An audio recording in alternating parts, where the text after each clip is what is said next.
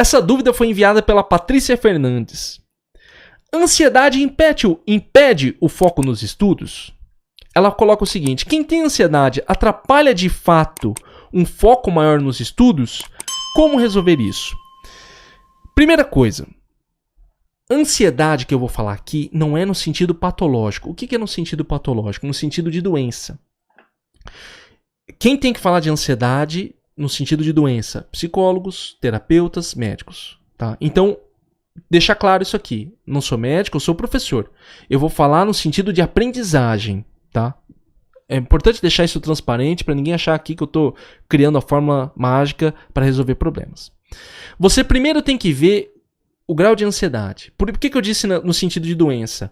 Porque algumas pessoas precisam de medicações fortes, porque tem crises de ansiedade. Elas não conseguem fazer nada. Se você tem crise de ansiedade, não adianta. Não adianta eu falar para você, se está com crise de ansiedade, comece a estudar que resolve. Não é assim que funciona. Medicação, acompanhamento, terapêutico sério. Professor, mas agora eu vou tratar da ansiedade comum. O que é ansiedade comum? Essa ânsia em querer as coisas rápido. Essa ânsia em não esperar as coisas acontecerem. Essa ansiedade de estar o tempo todo procurando alguma coisa. A ansiedade de fato atrapalha o foco nos estudos. Assim como o déficit de atenção, que geralmente estão interligados. O que acontece? Por eu não querer esperar o tempo, acabamos de falar sobre isso, eu não querer esperar o tempo para que as coisas aconteçam na minha vida, eu fico procurando coisas rápidas. Então eu sempre na minha mente, eu tenho a ideia de que algo vai resolver meu problema da noite pro dia.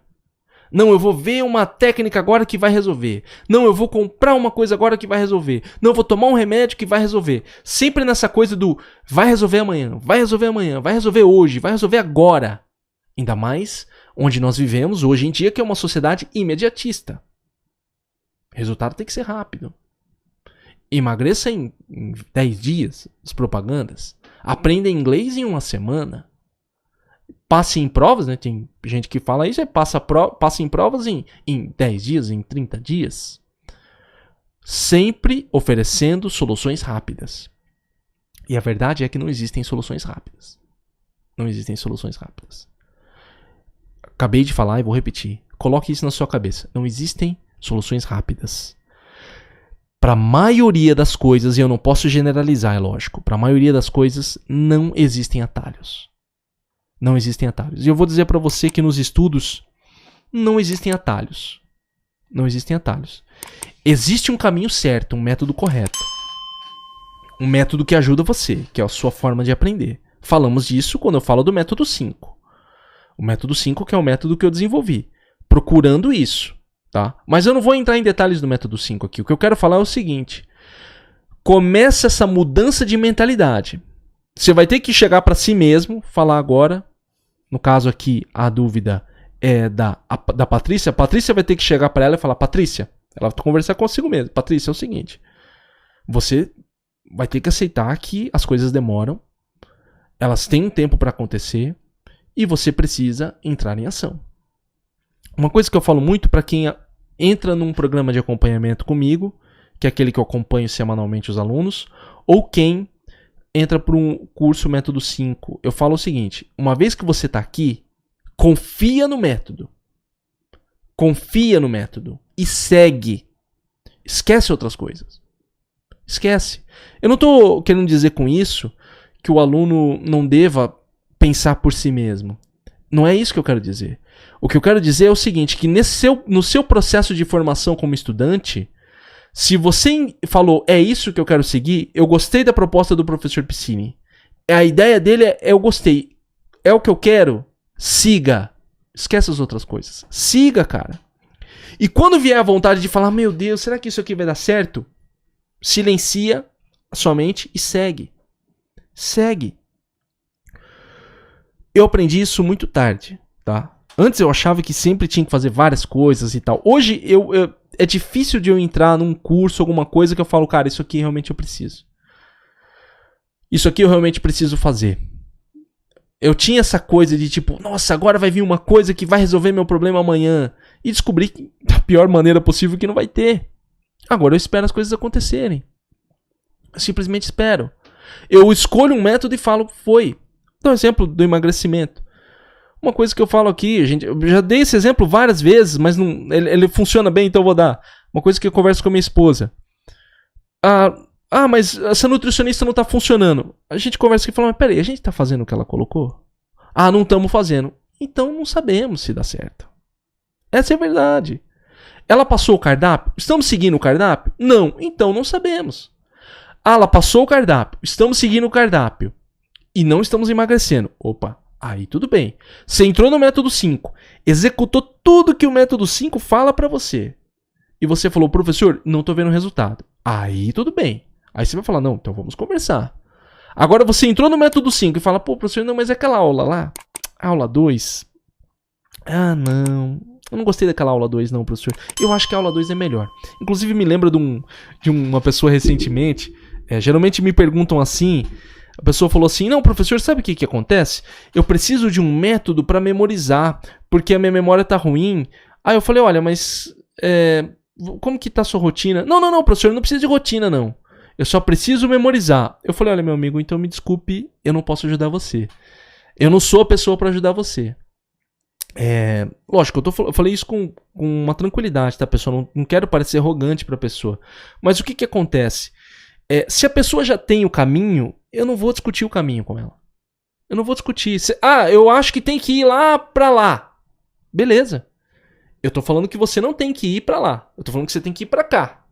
Eu não tô falando que você tem que ir pra esquerda. Eu tô falando que você tem que ir pra direita. Por quê? Porque a minha experiência atendendo os alunos, trabalhando com aprendizagem, eu sei que aqui funciona. Mas você quer ir pra lá? Eu não posso te ajudar. Não é mais eu. Entende? Isso tudo tá ligado aqui, ó. A sua mente. A você ser uma pessoa capaz de falar, cara, eu sei o que eu tenho que fazer, estou disposto a esperar o tempo necessário e vou seguir.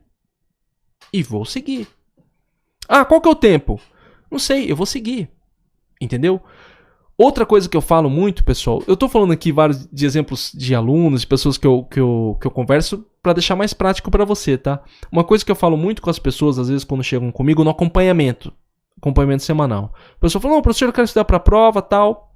E aí eu pergunto pra ela, e se você reprovar? Essa é uma pergunta. E se você reprovar, o que você vai fazer?